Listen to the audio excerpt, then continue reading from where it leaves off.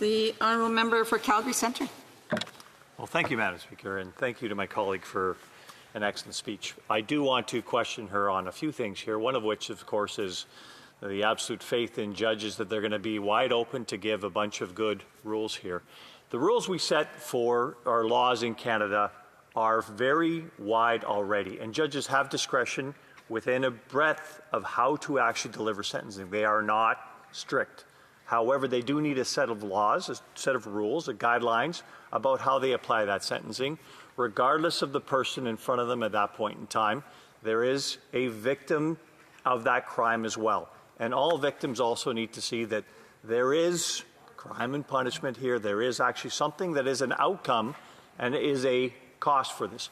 Would you suggest that there's an objective here that you're not looking at as far as an outcome goes that will lead to something worse in society as opposed to something less worse in prisons? Thank you.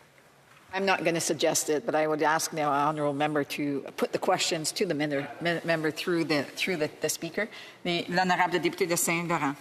Merci, Madame la Présidente. I'd like to, through you, thank the member for his question and basically just say, obviously, this bill will be worked on in committee in order to really look at all of the different ways that it'll have impacts on society. But I'd like to also say that currently our justice system doesn't necessarily work. There is an overrepresentation of certain communities, and that's because judges don't necessarily have the discretion that they should be able to have.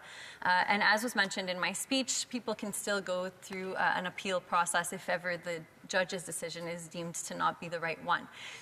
We do have faith in our judges, and so we do believe that this bill would only help improve the situation. And of course, when it comes to simple drug possession, nobody's really worse off except for the person who's committed that crime themselves. So a rehabilitation program is obviously a much better solution. And comments? L'honorable député.